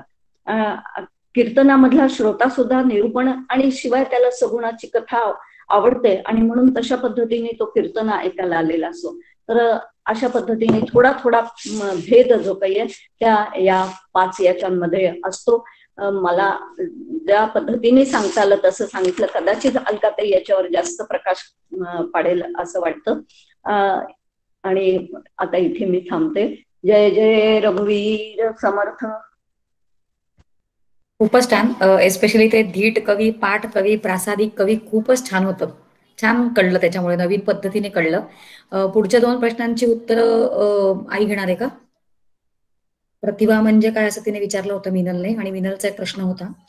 आणि त्याशिवाय पूजा अवसरेने 11वी ओवी कविश्व स्तवनामधली कवी धार्मिकाची विनय घेते. जय जय रघुवीर समर्थ. दोन्ही वक्त्या आजच्या ज्या आहेत वैशालीताई आणि पवारताई ज्या आहेत दोघींनी अतिशय सुंदर त्यांचं जे काही निरूपण आहे ते मांडलं, अभ्यासपूर्ण मांडलेलं आहे, त्यामुळे मुद्दे अतिशय सुंदर होते. ते जर मी पुन्हा त्याचा रिपिटेशन केलं तरी मला वाटतं त्याच्यातच माझा वेळ जाईल. पण एवढं मात्र आहे खरं, वैशालीताईंचं आणि पद्मता त्यांचं मनपूर्वक अगदी मी कौतुक करते, कारण अतिशय मनापासून त्यांनी जो केलेला अभ्यास आहे तो हृदयापर्यंत पोचलेला आहे. त्यामुळे परिपूर्ण अभ्यास आहे, आणखीन काही सांगितलं पाहिजे असं नाही. आता माधुरीताई म्हटल्यासारखं आम्हीच तुमच्याबरोबर शिकतो आहोत, त्यामुळे आणखीन काही वेगळं आम्ही सांगणार नाही. पण तरी सुद्धा काही एक वेगळेपणा, बरेच वर्ष काही श्रवण झालंय म्हणून एखादा मुद्दा सांगू, याच्या पलीकडे काही नाही. आता थोड्या प्रश्नांकडे येते की जे आजचे प्रश्न विचारलेले आहेत. आणि त्या प्रश्नांकडे पहिल्यांदी आरतीताईंनी विचारलं तर स्फुरण म्हणजेच आत्मानुभव काय? नाही, आत्मानुभव हा वेगळा आहे आणि स्फुरण वेगळं आहे. मला वाटतं माधुरीताईंनी आता ते सांगितलं. मी काही नाही, त्याचं उत्तम उदाहरण जे उदाहरण स्वतःच्या वरूनच दिलेलं आहे. त्यामुळे आत्मानुभव वेगळा आहे. स्फुरण अनेक कवी जे आहेत ते कधीतरी अत्यंत विचाररहित स्थितीमध्ये जातात आणि जेव्हा विचाररहित स्थितीमध्ये जातात तेव्हा कवी असू देत, नाटककार असू देत, कलाकार असू देत, चित्रकार असू दे, एखादा मूर्तिकार असू दे, त्याला सर्जनशीलता जी आहे, नवनिर्मिती ज्याला म्हणतात, ती तिथे स्फुरते. ते त्याच्या चिंतनाचा परिणाम म्हणून ते घडतं आणि त्यामुळे त्याच्या त्या कलेपुरतं तेवढंच ते काय आहे तर मर्यादित आहे. पण समर्थांचा मात्र समर्थ म्हणतात की कवी स्तवन किंवा कवीश्वर स्तवन याचा अर्थ जे नित्य ईश्वराच्या सान्निध्यात आहे. आणि वर्णन केले त्या कवीश्वराचं बेलसरे गुरुजींनी खूप सुंदर वर्णन केले. बेलसरे गुरुजी असं म्हणतात, असे जे कवीश्वर आहेत त्यांच्या सहवासामध्ये एखादा सामान्य माणूस जरी गेला तरी सुद्धा त्याचीही प्रतिभा जी आहे ती प्रतिभा सहज कशी होते तर ती स्फुरते, त्याला ती प्रतिभा मिळते. हे सामर्थ्य कोणाचं आहे तर संतांचं आहे, आत्मानुभवी कवींचं आहे. आणि त्यामुळे आत्मानुभवी कवी आणि साधं स्फुरण हे थोडं वेगळं आहे. मिनलनी जो प्रश्न विचारला होता प्रतिभा, प्रतिभा हे स्फुरण आहे. हे कविता करायची म्हटल्यानंतर आता माधुरीताईने जसं सांगितलं तसं की प्रासादिक कविता ही विलक्षण प्रेमाच्या ईश्वराच्या प्रेमातून येणारी आहे. इंग्रजीमध्ये त्याची खूप छान व्याख्या येते की प्रतिभा म्हणजे काय, the spontaneous overflow of the feeling. Spontaneous, ती करावी लागत नाही, ती आतून इतकं उमललेलं आहे की आता ते कागदावरती उमटलंच जातं. ते कुठून फ्लो येतो, काय येतो, काहीही कळत नाही. आणि त्यामुळे प्रतिभा जी आहे ती एक वेगळी आहे, ती अशी कमावता येत नाही. फक्त चित्ताची शुद्धी आपण जाणीवपूर्वक करू शकतो. याच्यापेक्षा आणखीन काही विचार या ठिकाणी प्रतिभेचा सांगता येत नाही. कारण गदिमांना एकदा प्रश्न विचारला होता की तुमची प्रतिभा आहे ती कधी कधी कधी उदयाला येते किंवा कधी ती काम करते. गदिमा म्हणाले असं कसं सांगता येईल, केव्हा येईल सांगता येत नाही. एखादी कविता चटकन स्फुरते, एखादी स्फुरतच नाही. रामायणाच्या संदर्भात गदिमाने उदाहरण दिले की ज्या वेळेला राम जन्मला ते गीत करायचं होतं ते सुचतच नव्हतं, त्यांना काही केल्या, नुसते फेऱ्या मारत होते. त्यांची पत्नी म्हणते मी तुम्हाला काही मदत करू का? ते हसले. ते म्हणाले अगं एरवीच्या कविता वेगळ्या आहेत, पण इथे साक्षात ईश्वराला रामाला जन्माला घालायचंय तेव्हा जरा कळा अधिकच येणार आहेत ना, मग जरा मलाही कळा सोसल्या पाहिजेत, लगेच प्रतिभा कशी काय उमलून येईल. याचाच अर्थ ती कधी येईल, केव्हा येईल काही सांगता येत नाही. आणि त्यामुळे प्रतिभा एक वेगळं आहे की ज्याची प्रत्यक्षामध्ये कोणी अशी व्याख्या केलेली नाहीये. पण अगदी त्या प्रतिभेच्या जवळ जाणारी इंग्रजी व्याख्या काव्याची म्हटलेली आहे की the spontaneous overflow of the feelings असं आहे. पूजाने प्रश्न विचारलाय की धार्मिकतेचा आणि विनय, त्यांनी म्हटलंय की काय आहे की मी ते ओवी काढते, काय ती 11वी ओवी जे ते धार्मिकतेचा जो आहे तर ती जरा ओवी काढते, म्हणजे त्याप्रमाणे सांगते काय आहे ते. भास्त 11वी ओवी आहे ना ती. त्या 11व्या ओवीमध्ये ते म्हणजे कवी स्वधर्माचा आश्रय कवी मना, कवी धार्मिकतेचा विनयो. धार्मिकता याचा अर्थ धर्माने वागणं, आणि धर्म म्हणजे हिंदू वगैरे धर्म अशा अर्थाने नाही बरं का. जेव्हा आपण धर्म म्हणतो तेव्हा धर्मपरायणता याचा अर्थ कर्तव्यपरायणता आहे. आणि कर्तव्यपरायणता असेल तर त्या ठिकाणी विनयाने वागणं पाहिजे. आणि म्हणून कवी धार्मिकतेचा विनय असं म्हटलंय की ज्या ठिकाणी कर्तव्य कर्म आहे ते अत्यंत विनयाने कर्तव्य कर्म म्हणून करायचंय. त्यामुळे कुठेही अहंकार नाहीये, वेगळेपणा नाहीये, त्यात सहजता आहे. आणि विनय करते, विनय करते याचा अर्थ अहंकार बाजूला ठेवून केलेली जी कृती आहे ती. विनय हा गुण आपल्याला धारण करता आला पाहिजे, विनम्रता धारण करता आली पाहिजे. दुसरे मोठे आहेत, समर्थ स्वतः म्हणतात ना, सकळ करणे जगदीशाचे, कवित्वाचे काय मानुष्याचे, ऐसा अप्रमाण बोलण्याचे काय घ्यावे. याचा अर्थ एवढं सगळा ग्रंथ लिहून समर्थ म्हणतात कवित्व माझं नाही, ती रामाची कृपा आहे, हा विनय आहे. याचा अर्थ ज्यांनी माझ्यावरती कृपा केली त्याच्याविषयी कृतज्ञता बाळगणं ही विनयशीलता आहे. आणि ती कवींच्याकडे आहे आणि ते संत कवी आहेत, त्याची समर्थांना जाणीव आहे. आणि म्हणून समर्थ म्हणतायत की तो कवी धार्मिकतेचा विनयो, धार्मिकताचाही तिथे विनय आहे. याचा अर्थ त्याही ठिकाणी कमीपणा घेतलेला आहे. कर्तव्य आपण ज्याला कुटुंबामध्ये राहतो तेव्हा मीच शहाणा म्हणून चालत नाही हो. कमीपणा घेतला की कुटुंब बांधलं जातं, आणि मोठेपणा घेतला मीच शहाणा म्हटलं की कुटुंब तुटलंही जातं. याचा अर्थ विनयतेने समाज बांधणी, कुटुंब बांधणी होते याची जाणीव कवींना आहे असं समर्थांना म्हणायचंय. मला वाटतं साध्या अर्थामध्ये समाधान कदाचित तुझं झालं असेल, आणखीन काही असेल तर विचारायला काहीच हरकत नाही. माधुरीताईंनी खूपच सुंदर सांगितलं की घराची मंदिरं होणं अत्यंत आवश्यक आहे. आणखीन एक प्रश्न कपिलने विचारला होता की ते जे पाठ आहेत, माधुरीताईंनी त्याचं उत्तर दिलेलं आहे, पण त्याचं थोडं सभा स्तवनाचा कपिलने सांगितलेल्या त्या प्रश्नाचा थोडं सविस्तर आणखीन नाही सांगत, पण त्याचे बारकाव्यांसकट सांगते. शास्त्रामध्ये श्रोत्यांचे प्रकार दिलेले आहेत. श्रोत्यांचे प्रकारामध्ये 4 प्रकार दिलेले आहेत. पहिला पुराणाचा श्रोता. पुराणांमध्ये 100% सगुणांचं वर्णन आहे, कथा आहेत, आणि ज्या कथेतून आपली वृत्ती सत्वगुणी राहील एवढी सोय केलेली आहे. जीवाची वृत्ती सत्वगुणी राहील एवढी सोय पुराणांमध्ये आहे. आणि म्हणून पुराणांचा श्रोता जो आहे तो 100% कथेचा श्रोता आहे आणि सत्वगुण्याकडे प्रवृत्त होणारा, कथेमध्ये रमणारा असा तो श्रोता आहे. दुसरा श्रोता जो आहे तो कीर्तन आहे. शास्त्राने असं म्हटले कीर्तनामध्ये पूर्वरंग आहे आणि उत्तररंग आहे. पूर्वरंगामध्ये काय आहे तर निर्गुण आहे, तत्वाचा विचार आहे, आणि उत्तररंगामध्ये एखाद्या सगुण भक्ताचं चरित्र आहे. म्हणून 50% सगुण आहे, 50% आधी 50% निर्गुण, आणि निर्गुण पटवण्यासाठी सगुण, आणि म्हणून श्रोता 50% सगुण आणि निर्गुणाचा आहे. तो दुसऱ्या टप्प्याचा श्रोता आहे. तिसरा जो आहे तो प्रवचनाचा आहे. हा निर्गुणाचाच खरं तर आहे, ज्ञानाभिमुख आहे, ईश्वराभिमुख आहे, पण ते निर्गुण तत्व पटवण्यासाठी 25% सगुणाचा आधार दिलेला आहे. म्हणून 75% निर्गुण आणि 25% आधारासाठी सगुण, याला प्रवचन म्हणतात. आणि पाठ म्हणजे 100% निर्गुणाचा, जो सद्गुरूंच्या चरणी बसूनच घ्यायचा. तिथे सगुण येतच नाही.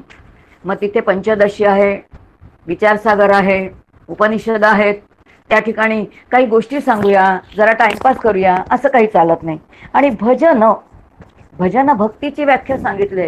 भज म्हणजे स्वीकारणे. पहिल्यांदी की या ठिकाणी स्वीकारायचं अध्यात्म जे आहे की या अध्यात्मामध्ये एखादं तत्व आहे ते पहिल्यांदी बुद्धीने स्वीकारायचंय, आणि मग स्वीकारल्यानंतर भजन करायचंय. मग त्या परमेश्वराचं भजन कशासाठी करायचं? अंतःकरणाचं द्रवीभवन होण्यासाठी. पण भजन शब्दामध्ये सुरुवातीला परमात्मे तत्व विचारांनी स्वीकारणं आहे, आणि ते स्वीकारल्यानंतर त्या प्राप्तीसाठी काही करणं जे आहे ते त्यामध्ये अपेक्षित आहे. मला वाटतं प्रश्न जे आहेत त्यांचा मी थोडा आढावा घेतलेला आहे. त्यातून आणखीन काही शंका असलं तर विचारायला हरकत नाही. आणखीन एक जरा क्षमा मागते. गेल्या वेळेला त्या मिनलनी एक ओवी विचारली होती आणि ती सांगायची राहिली आहे. मी आज किंवा उद्यापर्यंत भागवत कथा असल्यामुळे मी सांगू नाही शकले. 1-2 दिवसामध्ये तुझ्या त्या गेल्या वेळच्या प्रश्नाचं उत्तर जे आहे ते मी देते. मिनलला आता सांगते आणि मग मी जरा पुढे जाते. आज थोडं चिंतन ज्या कवीश्वर ह्याचं झालं आणि ह्याचं सभास्तवन झालं त्याचं 1-2 मुद्दे मला सांगावेसे वाटतात. कवीश्वर समर्थांची एक सुंदर उभी मला आठवते. दासबोधामध्ये नाहीये, समर्थांची जी प्रकरणं आहेत त्याच्यामध्ये त्या ठिकाणी समर्थांनी कवीची एक व्याख्या केली आहे, अतिशय सुंदर व्याख्या. समर्थ असं म्हणतात, जे न देखे रवी ते देखे कवी. सूर्य सुद्धा जे बघत नाही ते कोण बघतं तर ते कवी बघतात. याचा अर्थ कवीचं संवेदनाशील अंतःकरण प्रत्येक छोट्या मोठ्या गोष्टींना काय करतं तर ते गवसणी घालतं, आणि नुसतं गवसणी घालत नाही तर त्याला शब्दरूप देतं आणि ते आपल्यापर्यंत पोहोचवतं. काव्याचं वैशिष्ट्य असं की त्याच्यामध्ये आपली अंतःकरण वृत्ती फार रमते. आणि म्हणून एक संस्कृत सुंदर सुभाषित आहे. त्या सुभाषितामध्ये असं म्हटलंय, काव्यशास्त्र विनोदेनो कालो गच्छति धीमता. ज्यांना थोडी जरी बुद्धी आहे, ज्यांना थोडी जरी काहीतरी स्वतःचं आत्महित करून घेण्याची जाणीव आहे, ते कशामध्ये वेळ घालवतात? बुद्धिमताम याचा अर्थ थोडी बुद्धी असणारे काव्यशास्त्र विनोदेनो. काव्य शास्त्र आणि विनोद याचा अर्थ विनोद म्हणजे टवाळी नाही, पण ज्याच्यामुळे हसल्यामुळे अंतःकरण मोकळं होईल. की काही विनोद इतके छान असतात की जे ऐकल्यानंतर फारच बरं वाटतं. लोकांना टोचण्यासाठी नाही, पण विनोद हे माध्यम आहे.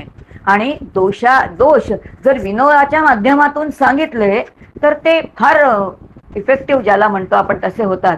आणि म्हणून या तिन्हीचा वापर करणारे कोण आहेत तर बुद्धिमान आहेत. आणि ह्याच्या विरोधात त्यांनी असं म्हटलंय की जे तमोगुणी माणसं आहेत ते काय करतात, व्यसनेन च मूर्खाणाम निद्रया कलहेन वा, ते मात्र कशामध्ये वेळ घालतील तर निद्रेमध्ये आणि कलहामध्ये वेळ घालतील.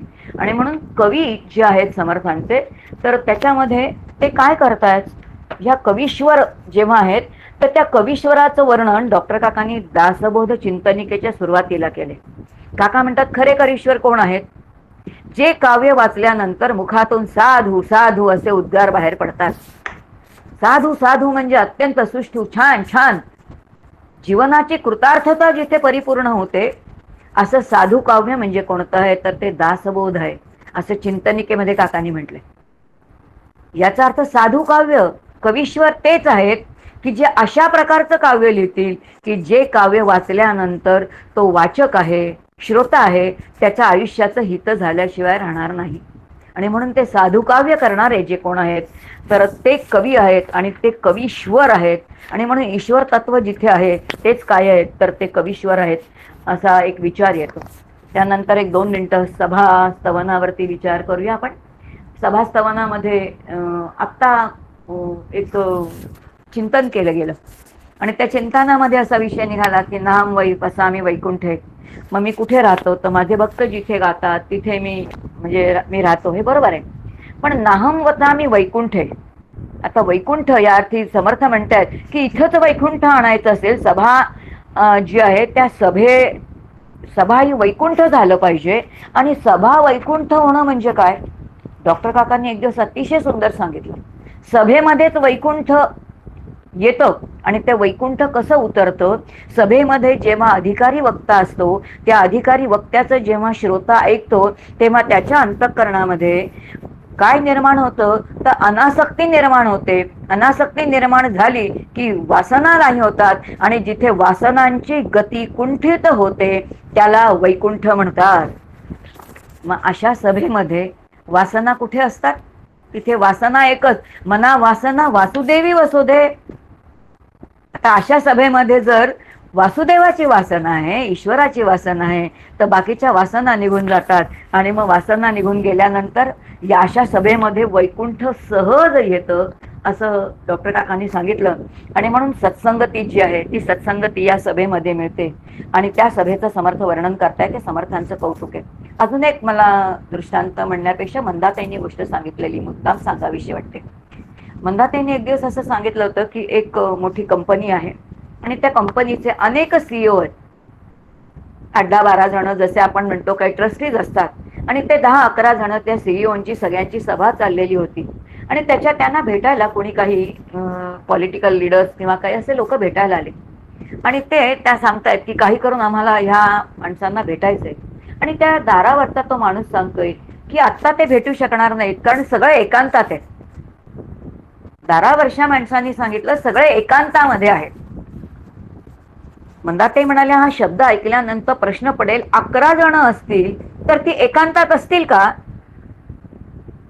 11 जण एकांतात आहेत याचाच अर्थ 11 जण एकाच तत्वाविषयी बोलणार आहेत, एकाच समस्येविषयी बोलणार आहेत, एकाच समविषयाशी बोलणार आहेत. आणि समविषयाशी बोलताना प्रत्येकाची वृत्ती एकाच विषयाशी तदाकार होणार आहे, एक विषयाशी तद्रूप होणार आहे. आणि जिथे एक विषय एकच चिंतन त्याला काय म्हटलेलं एकांत. मग ती व्यक्ती एक असू दे किंवा अनेक असू दे. मग सभा समर्थांना अपेक्षित असणारी सभा कोणती आहे, पारमार्थिक सभेमध्ये काय आहे, एकच विचार आहे. आणि म्हणून तो काय आहे, जरी तो लोकांत दिसला तरी तो एकांतच आहे कारण ईश्वराशिवाय तिथे दुसरं चिंतनच नाहीये. आणि असे अनेक बारकावे आपल्याला संतांच्या चरणी मिळतात. आणि म्हणून साधू काव्य म्हणजे काय, एकांत म्हणजे काय, हे परमपूज्य मंदाताईंचे आणि काकांचे विचार या ठिकाणी या निमित्ताने सांगितले. मला वाटतं माझ्याकडचं बोलणं जे आहे ते मी या ठिकाणी संपवते. आणखीन काही शंका असल्या तर लिहून पाठवा, नक्कीच त्याचं स्वागत आहे. जमेल तितकं सांगण्याचा प्रयत्नही करू. खूपच छान. हे 11 सीईओ म्हटल्यानंतर पटकन पंच ज्ञानेंद्रिय, पंच कर्मेंद्रिय आणि आपले एक अंतःकरण एक तत्वावर येणं असं पटकन डोक्यात येऊन गेलं मंदाताईंच्या उदाहरणावरनं. पण खूपच छान होता. एस्पेशली पुराण 100% सगुण, कीर्तन 50% सगुण 50% निर्गुण, प्रवचन हे 75% निर्गुण आणि 25% सगुण, आणि पाठ हे 100% निर्गुण. हे फारच आवडलं, याच्यामुळे फार क्लॅरिटी आली. आणि अजून एक प्रतिभा संदर्भात तू मगाशी जे बोललीस त्याच्यावरनं इतकं क्लिअर झालं की प्रतिभा ही आपण जागृत करूया म्हणून होत नसते. जोपर्यंत ईश्वराची कृपा होत नाही तोपर्यंत ती कृपा, ते प्रतिभा आपल्यामध्ये जागृत होत नाही. आणि म्हणूनच समर्थाने होते कवी आणि ईश्वर या दोन गोष्टी एकत्र वापरल्या. आजचं चिंतन आणि आजचा अभ्यास खरंच खूप छान झाला असं मला वाटतं. कारण वेगवेगळे मुद्दे आले आणि एवढं कधीच आपण सभा स्तवनामध्ये विचार केला नसेल किंवा कवीश्वर स्तवनाबद्दल विचार केला नसेल, पण अशा सभेमध्ये हा विचार केला गेला. अजून काही प्रश्न असतील तर आपण ते ग्रुपमध्ये घेऊया. आता मात्र थांबूया कारण आपली वेळ संपली आहे. मी मृणालला विनंती करते की तिने शेवटचा श्लोक घ्यावा. हो घेते. ओम पूर्णमद पूर्णमिदं पूर्णात् पूर्णमुदच्यते पूर्णस्य पूर्णमादाय पूर्णमेवावशिष्यते. ओम शांती शांती शांती.